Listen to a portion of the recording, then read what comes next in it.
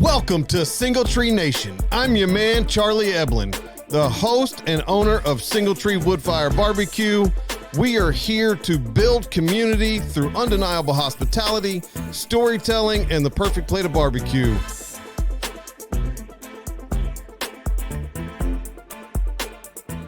Welcome back to Single Tree Nation, guys. I'm your man, Charlie Eblin. As always, we have our illustrious co-host, Mr. Derry Wells. What is up, everybody? It's For those good to be here this week. Man, it is good to have you back. We skipped last week. Derry had to. Did you skip altogether? No. Okay. We had Ant on the show, which was really, really cool. Hello.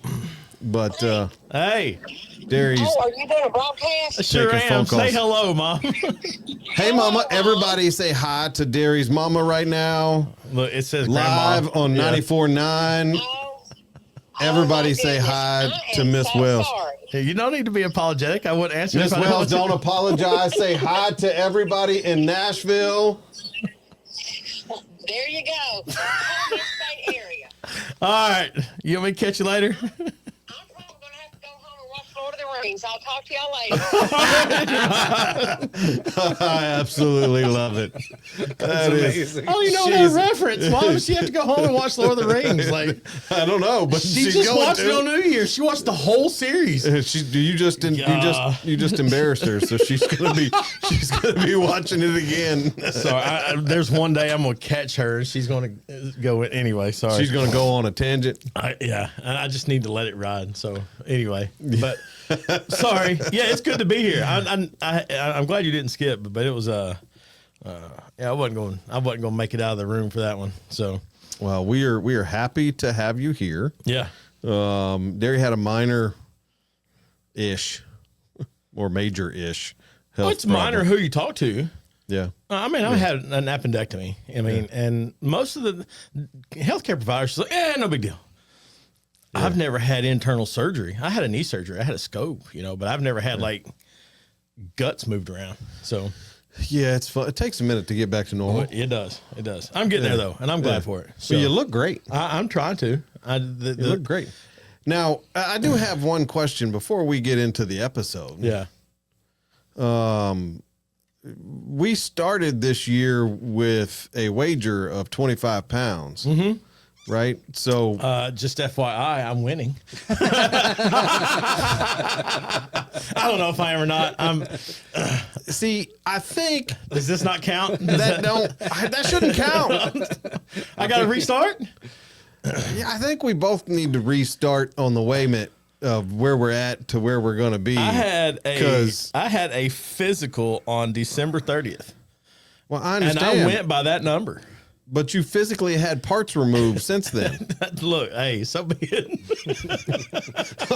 Oh, it is one of those. Hey, well, just because I'm smarter than you don't mean nothing. Hey, if you're willing to do that, you jump right in, man. Okay, I mean, all right, we'll leave it alone. We'll leave it no, alone. I'll do what you want. I did. I told Julia though. I was like, this is going to be a great head start. Yeah. So, yeah. I mean, it's a good head start. Yeah, it was a great head start. So Yeah. I'm glad you thought of that. Yeah. Because I was interested in how to bring that You up. got 12 pounds left. I'm on the way, baby. It's going to be February 1st. There's going to be like, hey, I won. And just to reset so everybody understands, last episode of the year, Derry and I had some accountability partnership in losing a little weight this year. Yeah. Getting back on track into who we are and what we do every day. And both of us enjoy the journey of physical fitness and health. But I tell you, yeah. it's one of my daughters texted me the other day. She's like, hey, I'm thinking about doing some stuff. And like just health related. Yeah. And I was like, man, that's awesome. Like, good for you. Like, just, and I didn't know what provoked it. I wasn't trying to be the dad that's like, about time, I'm not that guy. So, then my other daughter texts me, hey, I just signed up for a gym membership. And I was like, what? I don't know what conversations y'all are having, but good. I'm glad, Yeah, for sure. and so The 16-year-old, she's really trying to figure out like exactly what she wants to dial it in. She's thinking about the macro stuff and all that. I don't know if she'll go that far, but she's just very well aware that it's not just going to be a matter of you walk a mile a day and all of a sudden you're magically better. It definitely helps. I'm not saying it doesn't, but she realizes there's more to it. And so she's looking at the food and the consumption, the intake and all that kind of other stuff. And it's just it's next unique. week's guest is going to explain to us how we can eat barbecue every day. Oh, is that it? And be physically fit. Okay. Well, I think it's called the carnivore diet. So tune in next week for that show because it's going to be a pretty good one. But it's wild because I've done 75 hard a couple times. Yep. And I've tried to encourage my kids not to necessarily do 75 hard, but to at least be aware of the components in your life that make you better. Mm-hmm. And when they just out of the blue text you, it's a good feeling. Like, they're like, hey, Dad, like, I'm considering this. What's your take? Or what's your recommendation? What's your, kind of whatever. Isn't it weird, man? I told my oldest son most of his life for athletics, he was trying to play baseball or football or whatever he was trying to play. And I told him most of his life, especially through his adolescent years of high school. And now that he's in college, the kid works out every day. Mm-hmm. And I told him for years, man, like, you need to go to the gym. You go to the gym, you work out. You don't even have to go to the gym. Just, do some push-ups. It's one of those things, if I knew then what I know now. Oh, yeah. Because when you're about 17 to 24, you ain't even got to try. Mm-hmm. You can about just walk in the door of the gym and your body will take care of the rest. Yeah, you walk in and go, all right. As a male, I know females, that's a whole different dynamic. It's a whole different thing, yeah. But as a male, if you just will show up, move a little bit of weight, your body just starts screaming just does fast. It to it. And like, it is so natural. Yeah. To where we are, quote unquote, supposed to be. And then you get a little older. Then you get a little older. Things start slowing down a little bit. Man, do they? They slow down real quick. Well, look, my dad is getting ready to be 78 years old, and he had an appointment this morning with his GP, and then he said, and he's got some things going on that just doesn't feel great. Right. And the doctor looked at him and said, well, you're in pretty darn good health. Right. For your age. Right. And my dad told me that this afternoon, and it makes sense. I mean, look, after so many years, you beat your body up. Take care. It ain't going to be great. Well, we've got this long held on to mindset that middle age is like 50, 55. I don't plan to live to 110. I'm middle aged now. Yeah. And when you think of it from that aspect of, your early to mid 40s are middle age. I mean, if you live to late 80s, early 90s, right. 45 is middle age. Right. Exactly. Yeah. And it's just like, holy cow. Like, to think. Thank you for that. I appreciate you. You're welcome. I appreciate you much. Make you feel older all of a sudden. I just look wiser. It's right. Yeah. Because it's part of, I've been contemplating, my birthday's coming up and stuff. And it's just kind of like, where am I where I thought I'd be in life? What does my outlook look like? What do I want to longevity standpoint be at? And I don't want to be the morbid type. I don't want to live to be 95. So that brings me to a point. You really know how to segue me into the conversations. Good old volleyball bump set spike, baby. Yeah, boom. I mean, so somebody asked me a question earlier this week, and there's a lot of different ways we can go with it, and I've really been introspective with my thoughts on it recently, and my initial answer is not the same as what my answer is today, and I kind of feel bad about what my answer is today, but we'll go back to it. If you could go and hit the pause button on life, and it stay the way it is today. So essentially it's Groundhog Day. Right. You do different things, but you don't get any older, right? You don't get any wiser. You don't, your kids don't grow up anymore, right? They stay where they're at. You continue to live the 16-year-old life, right? everything stays the same, right? Is that good enough for you? Are you good with doing that? Can you do that? No. Do you, or would you do that? Not really can you. Would you do that? No. If you could maintain status quo. So, and then when the answer is no, then the next question is, well, why? Right. Right? Well, are you not happy with where you're at in life? Have you not achieved what you wanted to achieve? Are you not successful in your eyes? Are you, you want more wealth? You want your kids to do X, Y, and Z? Let me make sure I understand your question. You're saying that the day just continues, or the life continues. I don't progress, but does life around me progress? Yeah, everything. So you, your kids, your wife, your parents, all that stays what it is today. So just the date changes. Yeah, no, I don't. You see what I'm saying? Like, what is going on socially, essentially, in your life is where you're at today.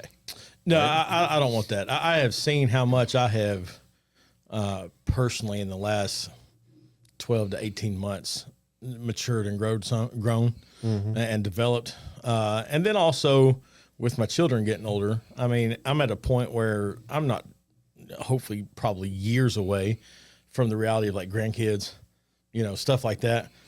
And that brings a level of joy that I don't feel like I have tapped into yet in life. It's not to say I haven't had a joyous life.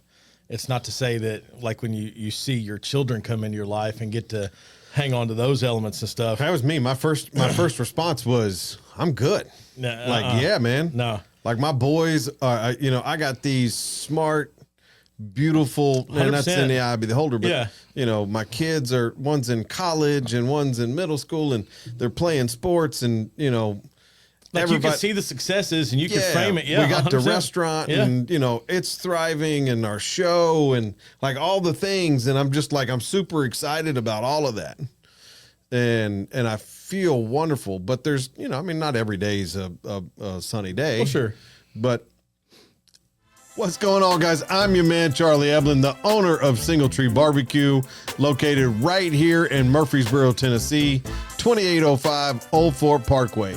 We're open Tuesday through Saturday from 11 until 8 p.m. and on Sundays from 11 to 3. If you want some smoked wings all the way to some Texas-style smoked brisket, y'all come see us. We have some amazing lunch specials during the week and outstanding barbecue right here in the Middle Tennessee area. We can't wait to see you guys. If I hit that pause button, my kids are a little bit younger, right? I got an 11-year-old. Well, like, he doesn't go through puberty. He doesn't have a girlfriend. He doesn't get married. He doesn't have kids. My kids, all three of my kids don't have kids. Right. I don't become a grandfather. Right. My wife doesn't become a grandmother. Right. Speaking of the joys in life, right. like I was having this conversation with a gentleman 2 days ago about having a child. Right. And I told him, I said, I can tell you all the amazing things that there is about having kids. But you're not going to know what I mean until that baby boy pops out and goes, "Hey, Daddy." Yeah, exactly. I'm here. That's right. Right. It's just a different world. Now, the thought of circumventing or staying away from some heartaches. You said your dad's 78. My mom's going to be turning 73 or 4 this year. I think 3. We're at an age in life where we're going to start hitting some different hurdles with our parents' health. You've probably had a grandparent pass away just think about recent activities of people we've gone to school with. Right. That are no longer with us. Right. And so there's elements in our lives, right? Yeah. Where you could say, hey, I don't want to tread down that road. But I think the joy of what life has to offer far outweighs what we consider the negative. Yeah. Because oftentimes we don't even remember the negative. We know we're cognizant and aware that it exists, but you don't go into life unless you have a one of those weird situations where the parent outlived the child or something like that. Right. The large majority of the time, you have I know that my mother will pass at some point. If the trajectory of life continues the way it quote unquote should, she's going to pass at some point. But then that new life is brought in through my grandkids. Mm-hmm. And while there is a sadness on one side, there's a joy that you can't describe on the other. And I look forward to stuff like that. I look forward to hopefully retiring. I look forward to not being just a slave to the day in and day out, and getting to a point in life where, the land is good, the property is good, the kids are good. You get to see a whole passel of grandkids, hopefully at some point, and just like that stuff excites me. So now I got a question for you. Yeah. So obviously, I think at this point we've both established neither one of us would want to pause today. Right. Right. We're both pretty proud of the legacy that we plan to leave. Right. So with that being said, if you can sum up in 1 to 3 words what you want your legacy to be, what would it be? Oh man, 1 to 3 words. Well, I don't know. That's one of those. It's a thought-provoking question. Yeah, because we don't walk around and you don't think about it all the time. Right. Yeah. That's stuff I've been thinking about lately. So the challenge that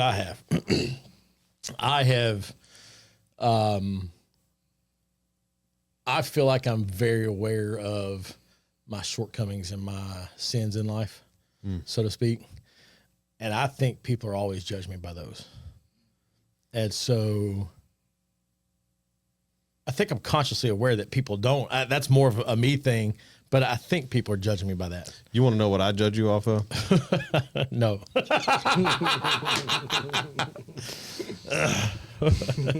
So Tough shoot. I'm going to tell you anyway. I hate the fact that you don't grow your beard out any more than you do. It irritates the crap out of me. You want to know why? Because I try real hard to grow mine out.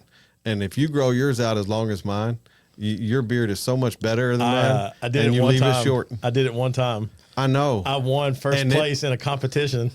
Loved it and cut it off. And look, folks, I'm telling you right now, Derry grows that beard out like my barber says I have a Bieber wave. Like it kind of does its thing. It does, and it gets curly and but luscious. Your beard is better than some women's hair. Yeah. I mean, I try to take care of it. Like you get it another 3 or 4 inches longer, and I mean it's like the frontal mullet. Yeah, it is. It's amazing. And I keep it groomed. That was my thing. When I started growing it out, it was I'll grow it as long as I can groom it. Yeah. It's like I'm not going to have the wild. You've been going through the Revenant and and I ain't doing that. Like I look most days. No, you don't. You don't. Your bad day is still a great day. Like it's impressive.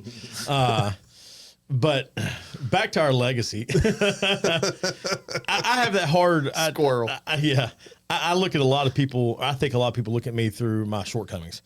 If I were to step back from that and not let that affect my answer, I would like to say that I think my legacy is one built on honesty and family. And now, if you know my backstory, you can come start poking holes in that real quick if you want to, and you can call me all sorts of names, and you're probably right at a certain point in my life. Look, but moving forward, I don't hang on to. We all went through a mud puddle, right? I mean, yeah. Look, I'm not going to get into I'm not going to take this down a political road, but no, there's been some confirmation hearings going on, and there's been people slinging some mud. Yeah, Right or wrong, I don't care. Doesn't matter. We all know that I'm open-minded enough to listen to both sides of the argument. But at the same time, we all make mistakes. Yeah. We're all human. We all have a past of something that we're not super excited about. Right. It's not the first thing you bring up at Sunday dinner. Yeah, you don't go home and tell mama real fast. Yeah. Oh, look what I did. Man, Like you didn't run home and tell your mom you were jumping fences and hiding out at Taco Bell when you were in high school. Speaking of it, it's Spanky's birthday today. It's Spanky's birthday today. Yeah, it is. Happy texted him on the way. birthday to you. He'll probably kill me for that. It's great. That is outstanding. Yeah, it's pretty funny. But I drove by that house not too long ago. Did you? Like you talk about a flood of memories coming back. Like you couldn't tell which one to grasp onto. It's impressive. Absolutely impressive. So, did you live in that neighborhood? Weren't you over there near Eventide or somewhere? Yeah, yeah. So, we live real close to each other. Yeah. We have to when he comes into town. Gosh. He has to make an appearance on the show. You'll have to. I don't know what all the FCC allows, but we have to keep Trent handy with the dump button or something. Like a delay. I know podcasts we can do what we want, but now they're gonna be official. You were coming on the show. Okay, we're gonna have to have a mute button for you, man. Yeah, just turn his mic off. That'd be all right. So that's right. pretty wild. What about you That's though? Your legacy part. Mine's literally just that. Like I think it's legacy is family. It's community is real big for me. Mm-hmm. Impact player. Sure. Right. I want to be. I think about my legacy when I think about my grandfather's. Sure. He spent 28 years in the Army, was a civilian attorney, became a federal judge, was the president of the 4-H club, was a Mason, was a Shriner. Right. Gave way more than he ever got. Was larger than life. Yeah. You couldn't tell him nothing. It was his way. And I've never met your grandfather, and I feel like right now I know like the character that he was. Yeah. You know what I'm saying? Because like those guys, 5'2", and I'm not talking about his height. That's how wide he was. Okay, but whatever. He was only 5'4" height. He was almost as wide as he was tall. But I'll tell you a funny story. This is my grandfather. I couldn't have been 13 years old. Yeah. And I went out there, hung out with him for the weekend, and we went into town, picked up some stuff, came back to the house, and he was like, "Oh, well, we got to go fix some fences and do this, that, and the other." And we worked for 4 or 5 hours. And the whole time I'm like, "Hey, Papa George, can we go fishing?"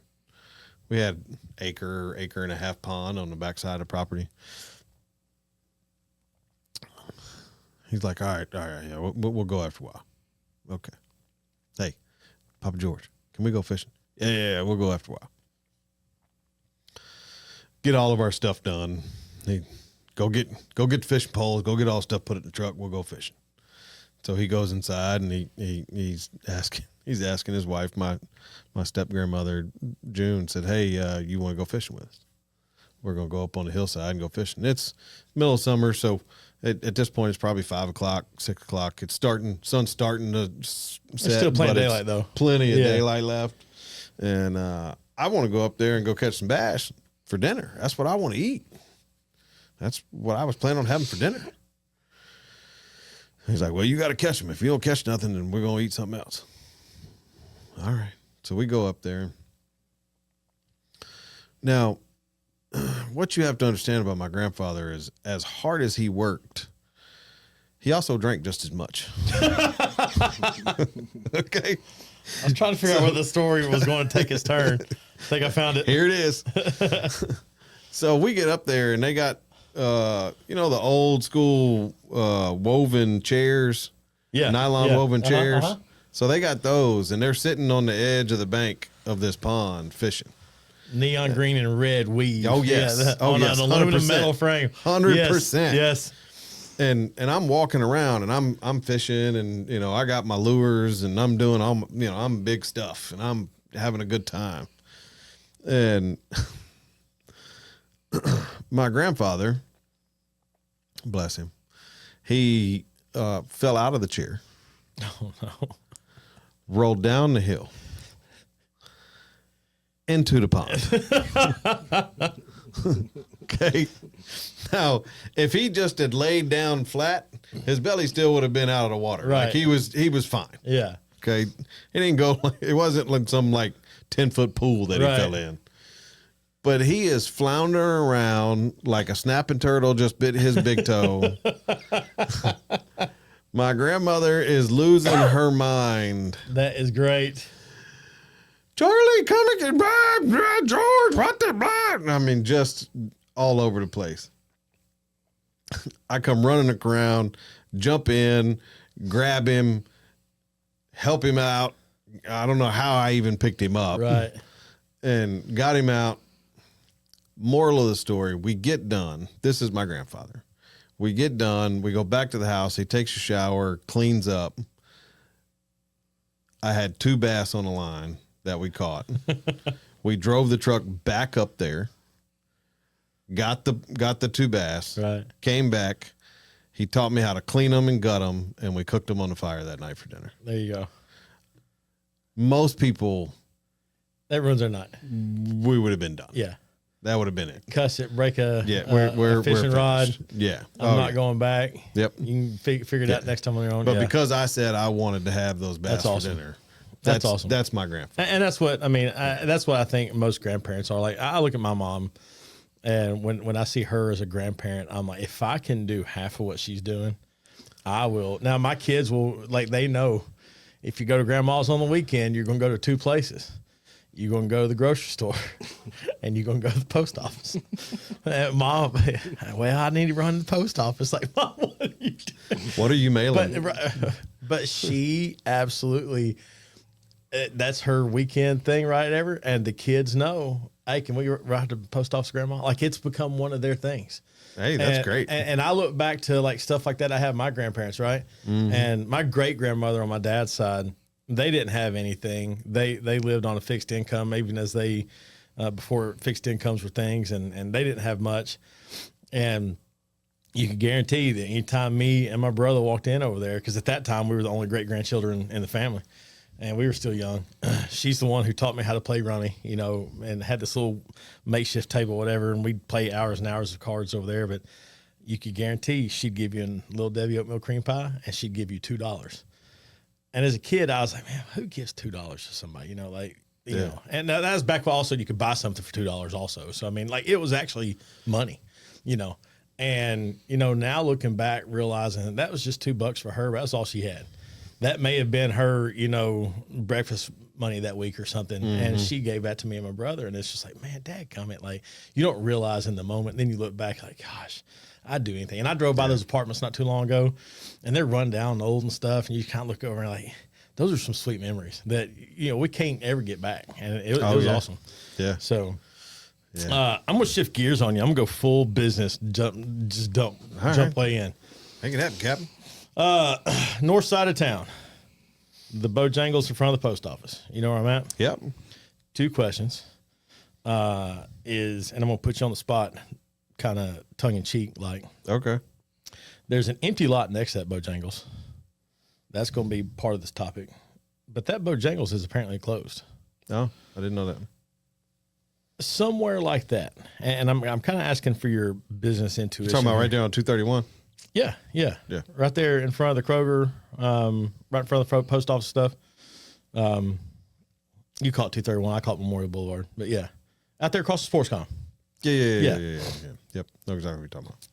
That north end of town is more densely populated, more residential, less commercial. Mm-hmm.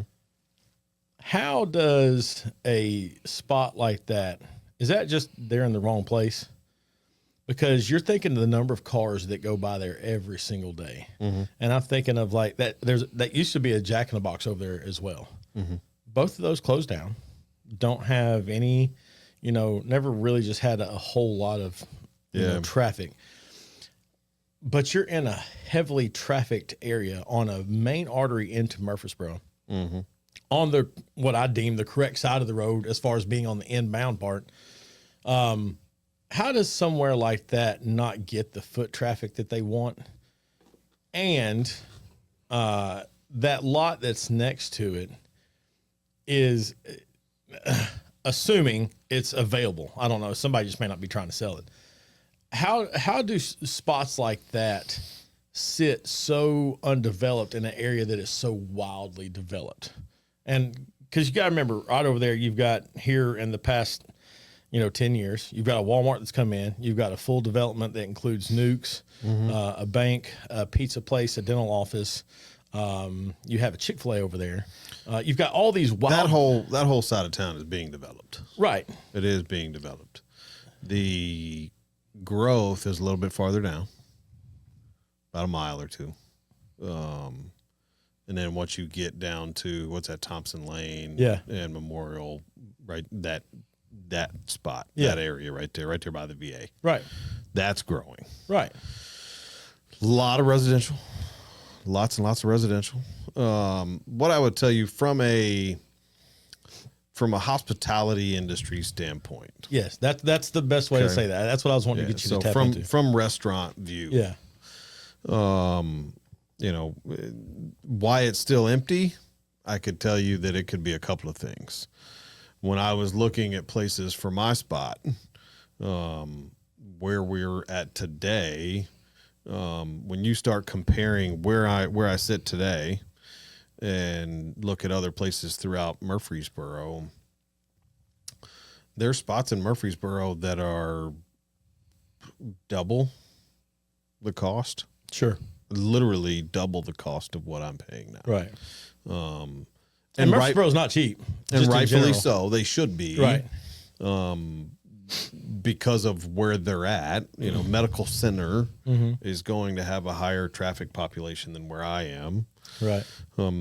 Now, to tackle why those two particular places would have closed, without knowing the business, it's really kind of hard to pinpoint exactly. Sure. But from the outside looking in, I would tell you this.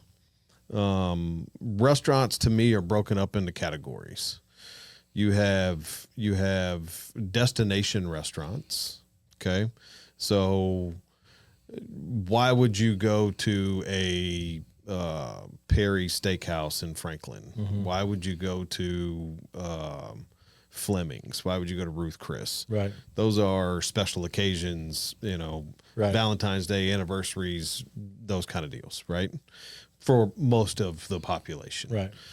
Some people that's a Tuesday. That's right. But for people like me, some people, the wife didn't want to cook tonight, so we went to J. Alexander's or whatever. Yeah, but I'm not. I can't afford to go spend $200-300 on a dinner every night of the week. Yeah. Some people can, and that's great, and I'm happy for them. Yeah. But so those are destination restaurants. Those places are held together by anniversaries, etc. Right. Special occasions. Then there's your casual dining restaurant who husband, wife, mom, dad, whoever didn't want to cook that night. Right. So they go to get some tacos at Casamiga or Margarita House or wherever. Drive over to Texas Roadhouse, grab a steak. Casino Real, whatever. Or Texas, they go to Texas Roadhouse and get a steak or whatever. Longhorns. Go to some of the, then you have the new places that pop up, right? So they get busy because they're new. Right. Then you have convenience. Convenience to me is typically fast food.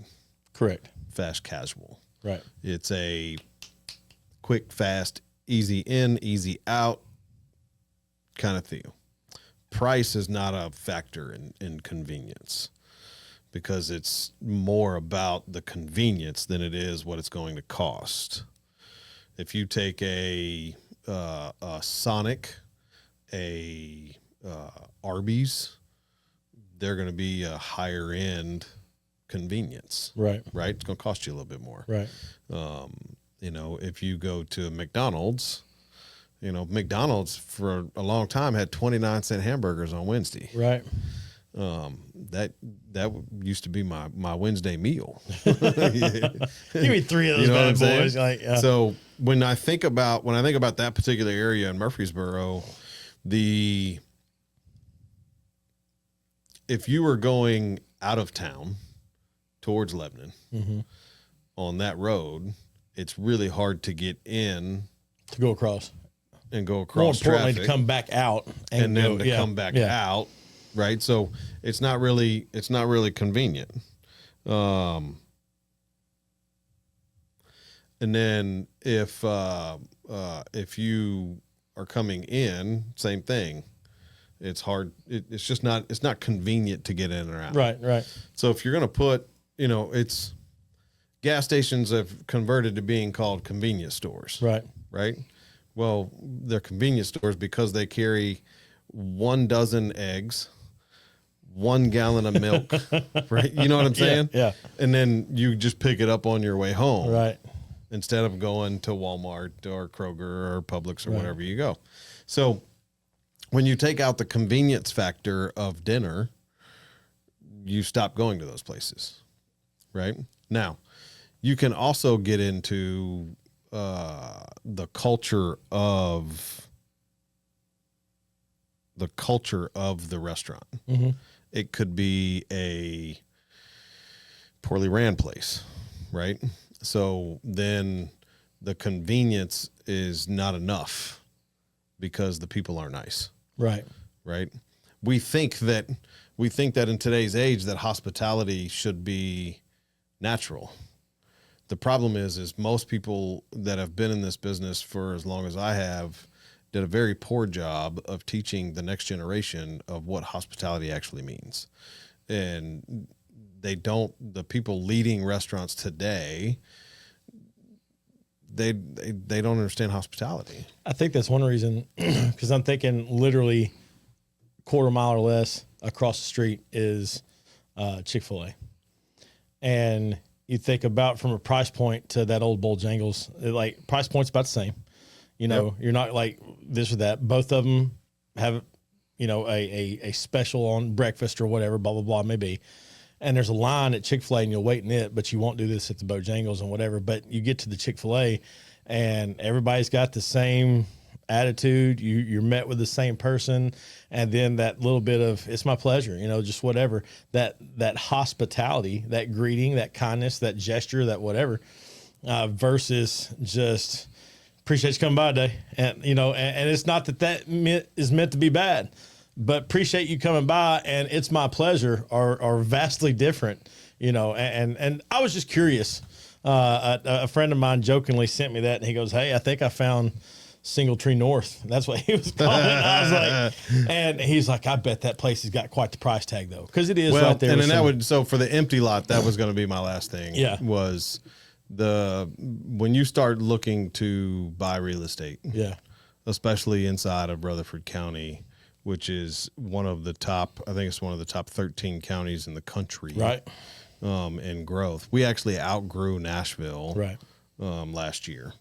So did our rental rates. I saw some stuff this week. Yes. Top 5 in the nation. Yes. And rental rates going up from a residential standpoint, but it's nuts. That probably correlates to the commercial side of things. Look, you can't rent a 2,000 square foot house for under $3,000 right now. It's wild. A single bedroom average in Murfreesboro, according to whatever this one group I was looking at, a single bedroom is going to be just under $1,600. Like that's insanity, man. Like that's a wild. You want to know what's crazy about that $1,600? So in the early 2000s, I was working downtown at Bailey Sports Bar and Grill. Okay. The shout out to Bailey's. That's where I had my first Guinness. There you go. It's no longer there. No, it's not, but it was at the time. So I was living in Murfreesboro. Yeah. My lease came up and I was looking for a place. And the kitchen manager that was there, or the bar manager, not the kitchen manager, I was the kitchen manager. And I became friends.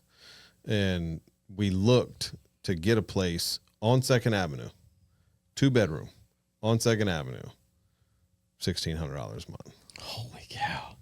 I bet that'd be every bit of $4,000 now. Overlooked the river. Yeah. That'd be $4,000 now.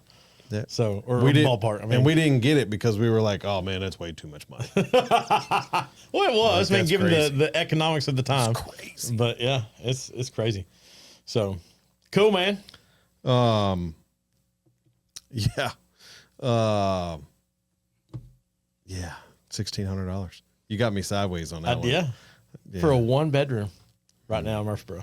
That's the average. The given average is this anticipated for 2025. It's crazy. The amount of people that are coming, but that's why we're doing a census. Yeah. This place is just exploding. And it doesn't matter what part of town you go to anymore. I don't think the last one we did was in 2020, right? Census. Sure. And it's been nuts. Yeah. So I just can't see we've talked about it from a school standpoint and just the growth that we have. And they say 2030, there's going to be 550,000 people in Rutherford County. 5 years. That's insanity. I don't know if it's going to take that long. At the rate we're going, it doesn't seem like it. Yeah. I really don't think it's going to take that long. So, yeah. You got a mac or beans? You know what? You want to make one up? We will have to make one. Okay. No, you know what? I do have a mac or beans. All right. And we've kind of touched on this one before from a roundabout way. Winter or summer? Because it's been cold here recently.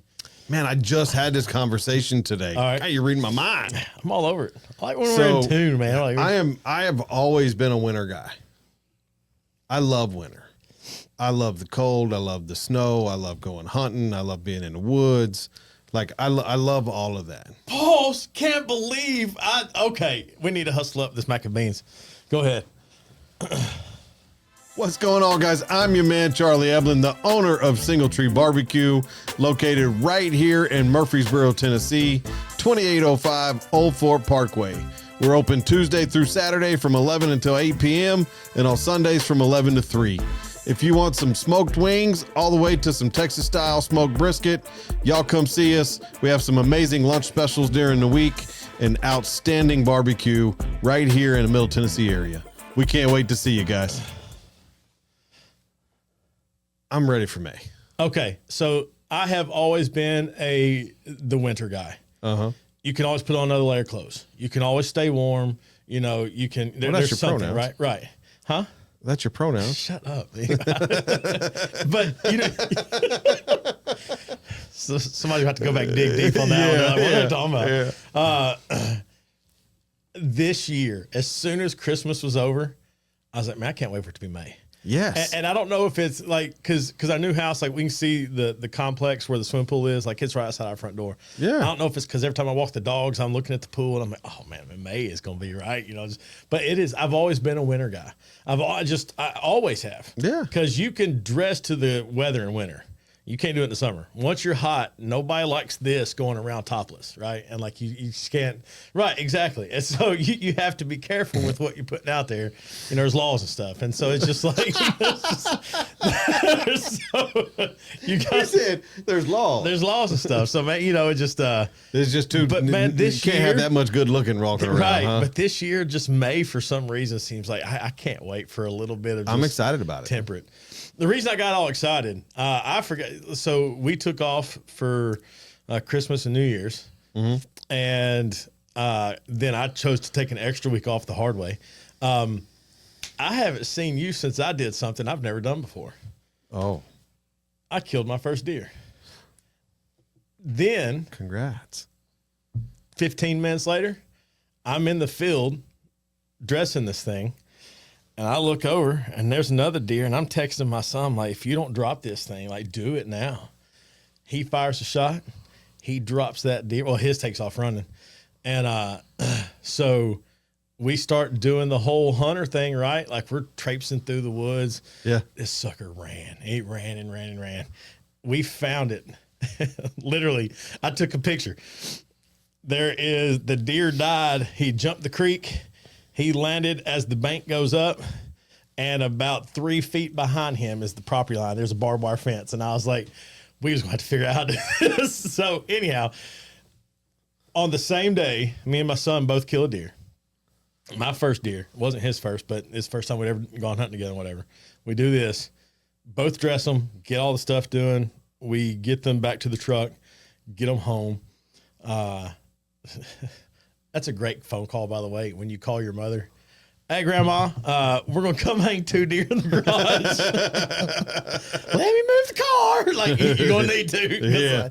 Anyway, so we put the plastic down. We hang them. It's cold that weekend. So, like, we've got everything figured out. We're doing all the stuff.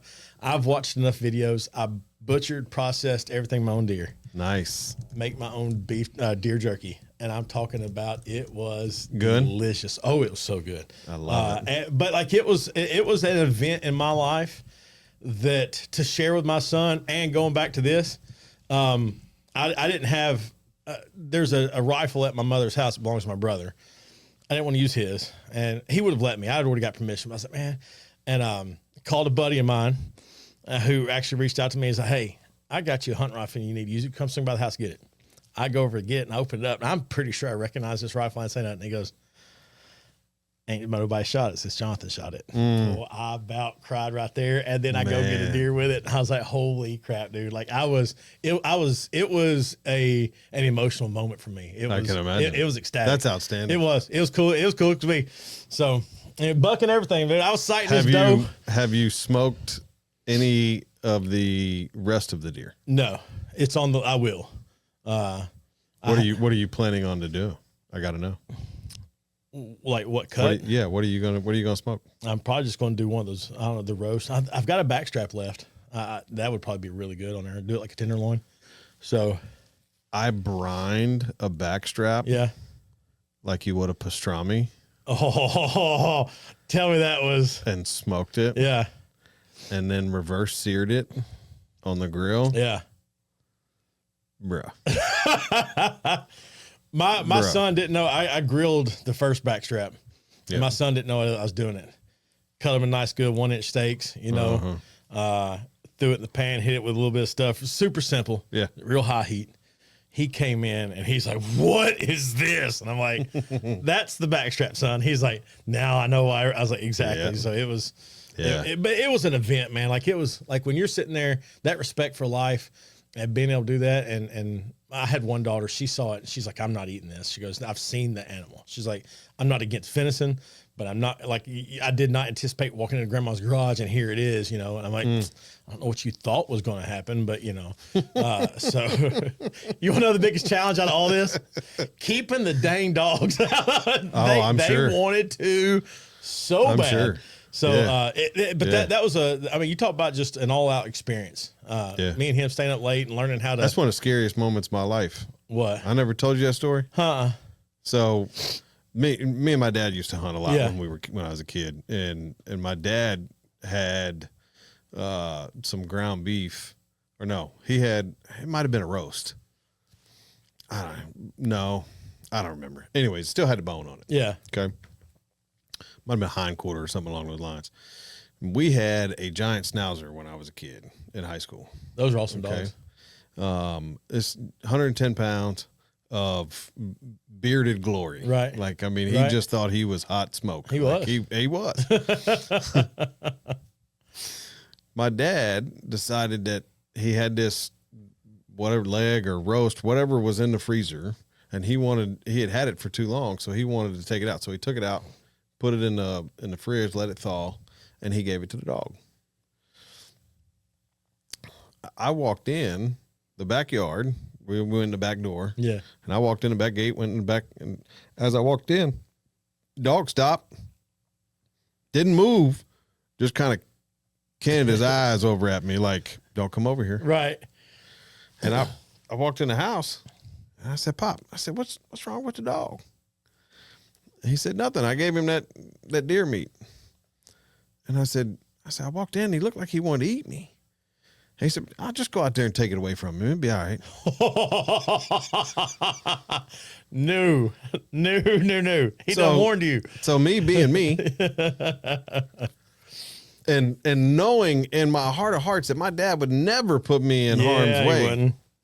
Take that fork, put it in the light socket, see how that goes. I walk out there and I get about 3 or 4 steps closer to him than I was when I walked in. And he turned and this dog's solid black. Yeah. Okay. And it's at night.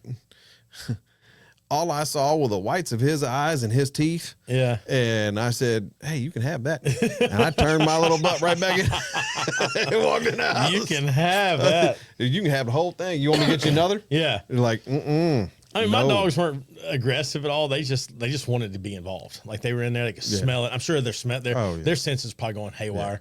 And being the good, kind person I was, once I did get a little chunk off the leg, I pitched it over there and made their day. But it was it's an experience, man. If you're the hunting type, take your son. Like if you and your dad went, so you've got those stories and stuff. My son, I hit that deer, did not move. I mean, just on the ground. I love it. He goes, holy crap, Dad. And I was like, yep, that's how you do it, son.